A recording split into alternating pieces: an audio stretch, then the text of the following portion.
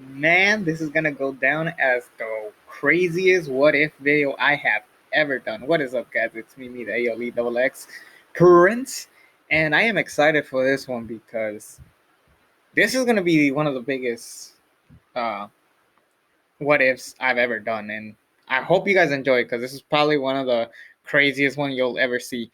But before you read the title, the Hurt Business. What if they never broke up? Deep down, I could have thought that the Hurt Business could have gone up there as one of the biggest staples, and it had its potential of getting even bigger and even making a top tier main event superstar. And I'm not talking about Bobby Lashley. I'm talking about somebody who you'll see later in this bit. And what exactly was the Hurt Business? It felt like it was all black African American wrestlers who weren't necessarily doing any injustice. They just happened to be all wrestlers who happen to be black who just wanted to be at the top and get their moment in the spotlight. And MVP helped elevate those guys. And deep down, it could have grown to be something even bigger because think about it. 2020 ended with Bobby Lashley, Shelton Benjamin, and Cedric Alexander as champions. So imagine the kind of work that it could have gone if we had more and more people added to it. And it could have honestly been one of the biggest staples out there. And a lot of people reasoning for them splitting up is because they were getting babyface reactions. Now, where have I heard a heel faction getting babyface reactions and became a huge success? Who was that? Oh, that's right, the NWO. Just own up to the babyface reactions and just go with it, WWE. There's no reason for you to try to make it worse. So, um, here is my rebooking of what if the Hurt Business never broke up. Now, before I get started, you should know that I completely changed the WrestleMania card for this to make sense. And you might have to watch my rebooking of WrestleMania 37 to get it, but not fully. Not everything is exactly like that. Some stuff is tweaked. For example, the WWE Championship match is not Drew McIntyre and Sheamus. Instead, it's going to be Bobby Lashley and Drew McIntyre, like in real life. And yes, Bobby Lashley wins. The other things that I do change, I have begged for this. That should have happened, but Finn and AJ fight for the NXT Championship. That happens in my rebooking. Edge doesn't win the Royal Rumble. Instead, AJ wins it, and Edge and Randy Orton face each other in an I Quit match. And the main event of night 2 will be Roman and Bryan Universal Championship title versus career match. Other things that you should know that does happen on this show is, you know, Big E, instead of losing the IC belt to Apollo Crews, he regains it after Apollo wins it at Fastlane. That's what's different. Jay beats Jimmy, typical. And the women's stuff stays the same. Sasha and Belair main event. Asuka and Ripley do their thing. They have a solid match, whatever. And Cesaro and Rollins. So basically, you get the gist of that rebooking of WrestleMania, but tweaked to the modern ones. Oh, one more thing. This is important. Sheamus beats Matt Riddle for the U.S. belt. This comes into play later. So, the Raw after WrestleMania 37. What happens? So, uh, for starters, Kofi and Xavier do not compete at WrestleMania. Neither do Cedric and Shelton, who are the Raw Tag Team Champions. Instead, they'll be part of the Andre Battle Royal. Not the New Day, the Hurt Business, Benjamin and Alexander. They'll be part of the Andre Battle Royal. There are the two runner-ups behind the winner, Shinsuke Nakamura, because that's how I would do it. And Shelton and Cedric says that they want to prove that they are capable of being top main event talents, just like Bobby Lashley. So they put their belts on the line against the returning Kofi and Xavier, the New Day, at the Raw after Mania. They lose to the New Day, so Kofi and Xavier are the Raw Tag Team Champions yet again. This does upset Benjamin and Alexander, but will be important later. Some things that happen. Edge becomes a free agent and he goes to SmackDown to compete with Roman Reigns because we are going to need Edge and Roman to carry WWE throughout the spring, and I think both of those guys could do it. Keith Lee returns a little bit early. The plan, like it's announced that Damian Priest will fight The Miz in a one-on-one match. Damian Priest has a backstage interview. Miz and Morrison attack him, throw him through like a wall or something. They injure him. So replacing him will be the returning Keith Lee. And I know that Keith Lee is currently injured, but I think he could work something out where, like, he doesn't have to take that many bumps. But Keith Lee has a quick squash match against The Miz. Keith Lee is strong. And as Keith Lee walks out, he looks at MVP and he says, "Welcome back." And then Keith Lee is like, "What do you want?" He's like, "Well, the question is, what do you want?" And then MVP just walks out.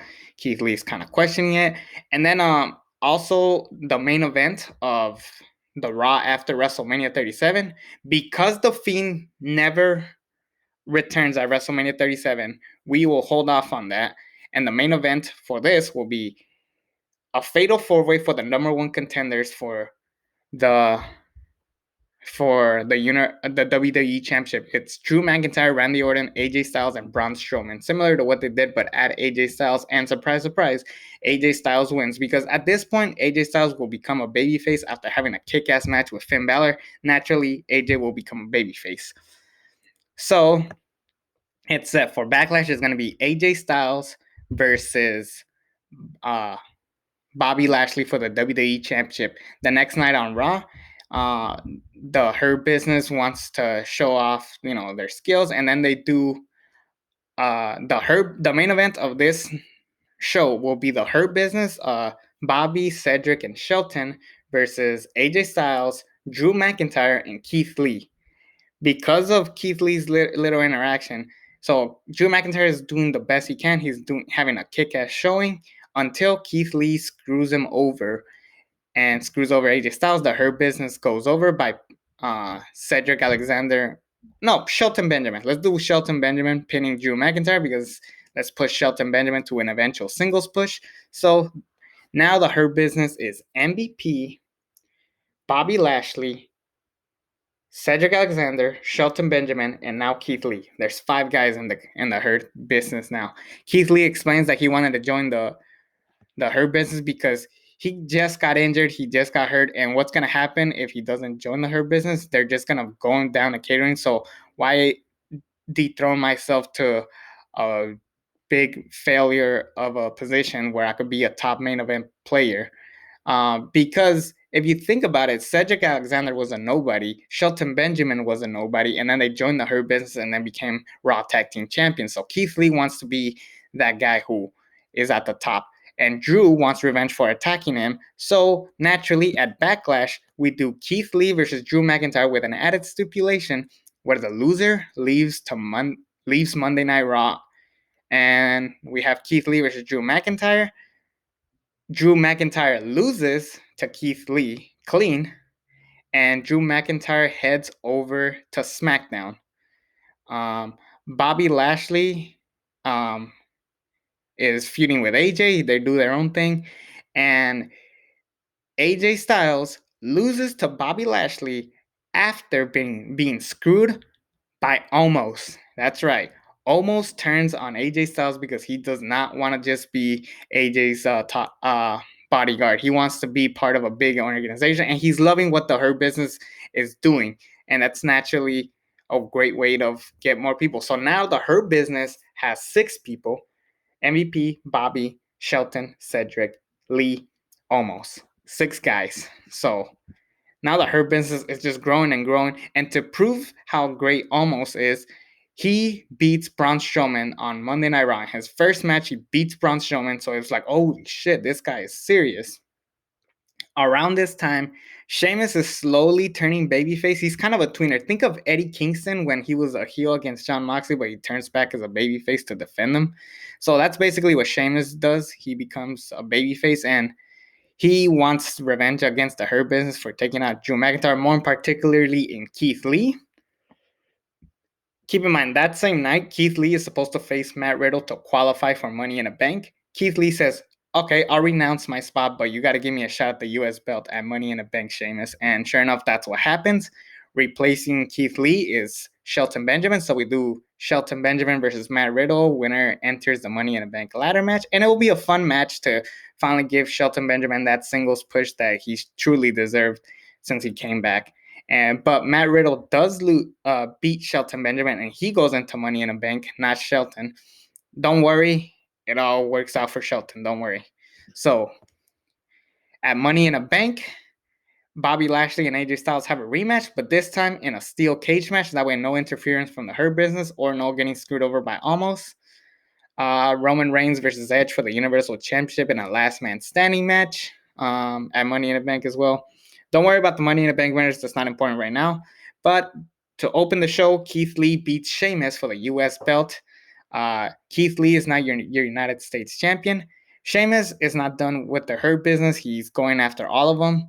And he even is Bobby Lashley is willing to give Sheamus a shot at the WWE Championship. So sure enough, at Extreme Rules, it's Bobby Lashley versus Sheamus for the WWE Championship. Whatever stipulation you want to add it, these guys would kill it. These guys would have great chemistry. Around this time, the New Day and the Miz and Morrison are feuding with one another. They're going back and forth with the tag team belts. And then the Hurt Business is inserted into a match. So it's Miz and Morrison versus New Day versus Hurt Business. Hurt Business, Shelton, and Cedric win with the help of Almost. And because Keith Lee had nothing to do, we'll put him against Matt Riddle because he wants to be U.S. champion once again. So it's Keith Lee versus Matt Riddle for the U.S. belt at Extreme Rules.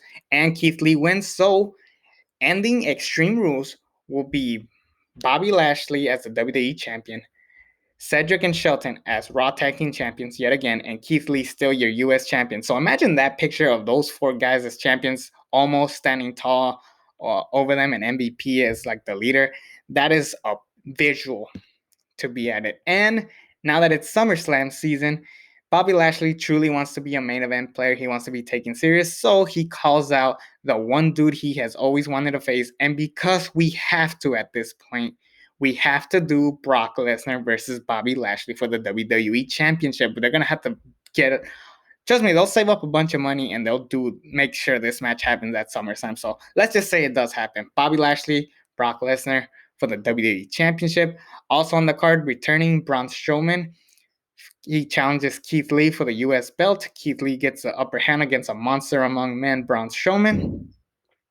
In the co-main event, Roman Reigns defeats Drew McIntyre for the Universal Championship. But the main event, Bobby Lashley, Brock Lesnar. Who goes over?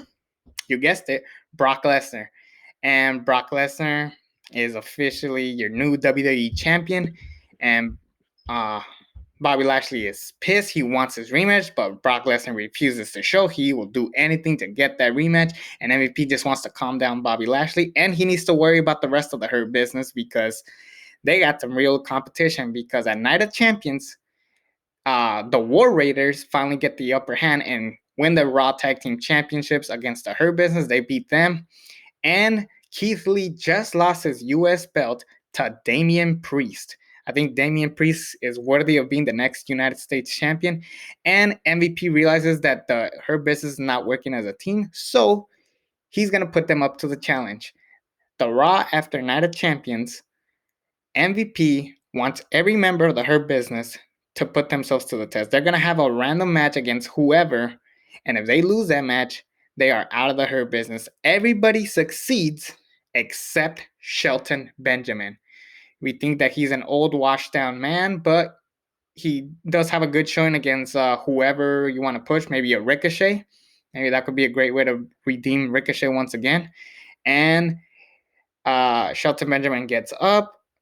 MVP tries to give him a hug, but then he slaps him, and then the rest of the Hurt Business beat him up. Almost, Lee, Alexander, and Bobby Lashley, they all beat him up. But don't worry. The draft happens, and Shelton Benjamin moves over to SmackDown, and he does his finally gets a proper singles run because he has proven that he is a great singles competitor once again. So Shelton Benjamin goes over to SmackDown, does his own thing. But the biggest thing coming out of the draft is that the Cruiserweight division is coming back to Raw, and Cedric Alexander takes over. He becomes the Cruiserweight champion. He beats Kushida for the Cruiserweight championship with the help of Amos. And yes. So Cedric Alexander is now your new cruiserweight champion. And then at Hell in a Cell, Brock Lesnar returns, and it's Bobby Lashley versus Brock Lesnar in a Hell in a Cell match. Does Bobby Lashley get WWE Championship once again? Nope. Eh. Bobby Lashley loses to Brock Lesnar, and he's furious. Also, something you should know is that at Night of Champions, because they needed a proper go home, give the fans a happy moment, Drew McIntyre dethrones Roman Reigns from the Universal Championship picture, but loses it immediately at Hell in a Cell, inside a Hell in a Cell against Roman Reigns yet again. Why did I do that? Just because sometimes the best moments in WWE is when you don't expect them. So people wouldn't expect Drew McIntyre to beat Roman at Night of Champions. So then at Hell in a Cell, he drops her yet again. And it makes Roman Reigns make sure that he holds onto that belt for as long as he has to. This is important for the next show. Now, Survivor Series is popular for Raw versus SmackDown. So let's change it up. Roman Reigns has been building up his own mini faction with Jey Uso. Uh, Jimmy Uso officially embraces what Roman and Jey have become, so he joins the faction. Same with Naomi. Matter of fact, she becomes SmackDown Women's Championship for it. Seth Rollins is good friends with Roman Reigns, so he joins his faction. And because he wants to do his own singles thing and he needs a new direction, Dominic Dijakovic is also with Roman Reigns. So this will be called the Tribe. This is important for SmackDown. The Hurt Business, on the other hand, are now the toughest team in Monday Night Raw, and they desperately need a victory after getting destroyed at Night of Champions and Brock Lesnar um, beating Bobby Lashley twice. So it's the Tribe versus the Hurt Business. Representing the Tribe, Roman Reigns, Seth Rollins, the Usos, and Dominic Dijakovic. The Hurt Business will be Bobby Lashley, MVP, Keith Lee, Cedric Alexander, and Amos. 5-on-5. You basically get the gist of it. The MVP of this match will be Keith Lee, and just like in 2019, the final two will be Roman Reigns and Keith Lee, but this time Keith Lee wins, and he is the sole survivor representing the Hurt Business. So that's going to be a big moment for Keith Lee, and you start to notice a little bit of jealousy, and it shows that people are getting behind Keith Lee more than they are for Bobby Lashley, which makes him infuriating. Around this time, Cedric and Almost are not necessarily a team, but like Cedric is doing his best to make the cruiserweight division relevant. So he has kick-ass matches with everybody, and Almost is basically Cedric Alexander's bodyguard. So those two are doing their own thing. Bobby and Keith are like going back and forth with each other, and MVP is just trying to put them together as much as they can. And they even win the Raw Tag Team Championships for a brief second until they lose them once again to the War Raiders. Um, because, yeah, I like those moments where two enemies win the tag belts, but then they lose them right away. So let's do that just for the hell of it. And then at the Royal Rumble, it's Keith Lee versus, or it's Keith Lee and Bobby Lashley. Like the entire Hurt Business is in the Royal Rumble. Keith Lee is being so dominant. He is just throwing guys after another. And it looks like Keith Lee's going to get the upper hand until Bobby Lashley decides to throw him out of the ring. Don't worry, Bobby Lashley does not win the Royal Rumble. And I expect that, I honestly expect that next year, WrestleMania will be 2 nights yet again. Fans are going to fight for WrestleMania to continue as a 2-night event. So WrestleMania 38, let's just say that it's going to be 2 nights again. During the Keep in mind, so there's something you should know. Let's just step back a few minutes. So remember how I said that they Lee and Lashley lose the Raw Tag Team Championships to the War Raiders? So here's what happens. So when the War Raiders beat the Hurt Business and the draft happens, Street Profits are feuding with the War Raiders yet again, and Street Profits are your tag team champions. And then Keith Lee and Bobby Lashley get a shot at the tag team belts, and Keith Lee wins, but accidentally injures Montez Ford in the process. He didn't mean to, but it was a mistake. He regrets it and he feels bad about it. But the Street Profits are nowhere to be found. But Bobby Lashley and Keith Lee lose their belts to the War Raiders, and then the War Raiders defend the Raw tag belts against any top tag team in WWE right now. This is important for now. But Bobby Lashley and Keith Lee are not going to be in the world title picture. Instead, they'll be facing each other. Cedric Alexander will focus on the cruiserweight division, making it relevant. He'll probably face Ricochet because that match will be awesome. Cedric and Ricochet for the cruiserweight championship. Oh my goodness, take my money. So that will happen. Bobby Lashley and Keith Lee will face in a one-on-one match, and there's no interference from MVP or anybody in the Hurt Business. This is important. And it looks like Keith Lee is going to get the upper hand on Bobby Lashley when the ref is distracted. Montez Ford and Angelo Dawkins return and attack Keith Lee. Bobby Lashley gets the upper hand, and Bobby Lashley beats Keith Lee. And now joining the Hurt Business will be MVP, Bobby Lashley, Cedric Alexander, Almost, the Street Profits, Angelo Dawkins, and Almost, and the first female, Bianca Belair, because it would make sense for Bianca Belair. Like once loses the SmackDown Women's Championship, the only place she could really go is honestly a heel. And how cool would it be to have like now that instead of having people join the Hurt Business because they have nowhere else to go, it's like these guys are superstars. The Street Profits and Bianca Belair are top stars, and they don't really need the Hurt Business. But the fact that they joined shows that now the Hurt Business is going bigger than ever. So now it's incredible, and now the Hurt Business is stronger than ever. So much so that Bobby Lashley becomes Mr. Money in a Bank. Keith Lee still wants revenge, so throughout the spring they feud, and then at Extreme Rules it's going to be Bobby Lashley and Keith Lee yet again, but this time in a steel cage match. Keith Lee beats Bobby Lashley clean, and then at SummerSlam, Keith Lee versus Brock Lesnar in the main event for the WWE Championship. It's been a whole year since Brock was holding the championship, so Keith Lee wants to beat him once again, and Keith Lee is now your WWE champion by beating Brock Lesnar, and this will finally retire Brock Lesnar. He just has a 1-year contract, and this is what they do with it. The Hurt Business gets drafted to SmackDown, and Bobby Lashley cashes in on the Universal Championship, whoever that is. Bobby Lashley will be the Universal Champion. It won't be Roman Reigns by then. Roman Reigns will probably be dethroned at WrestleMania against probably Cesaro or Kevin Owens or any of the big fanboys that people want to see. The point is, that happens. Keith Lee is still your WWE champion on Raw, having an incredible winning streak. And drafted to Monday Night Raw will be Roman Reigns. And we are constantly teasing this match to happen. We don't know when it's going to happen, but it'll eventually happen. So the top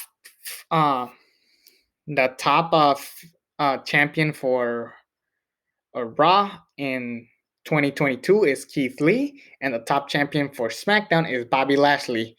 So those guys are dominant yet again. And then at the Royal Rumble, this might piss off some people, but I don't care.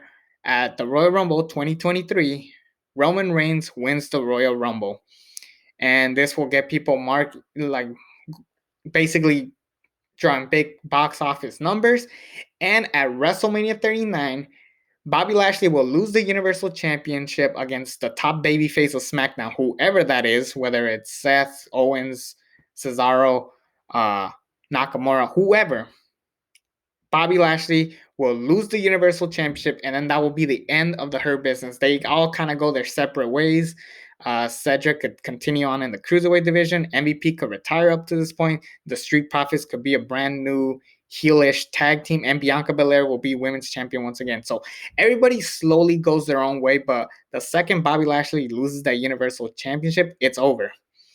And the main event for WrestleMania 39, whichever night, probably night 2 because that's the bigger main event, but the main event for night 2 of WrestleMania 39 in Los Angeles, which is hopefully where I'll go, Keith Lee versus Roman Reigns for the WWE Championship. This will show whether or not Keith Lee is the new face of the WWE, taking on Roman Reigns, who honestly at this point, Roman Reigns had a I think at this point Roman Reigns will probably be done. Knock on wood, it won't happen because the guy's been in so many like near death experiences. But if Roman Reigns were to go out in 2023, what better way to do it than to have him put over the next face of the WWE, that being Keith Lee. So Keith Lee, the fourth ever black WWE champion behind The Rock, Kingston, and Lashley.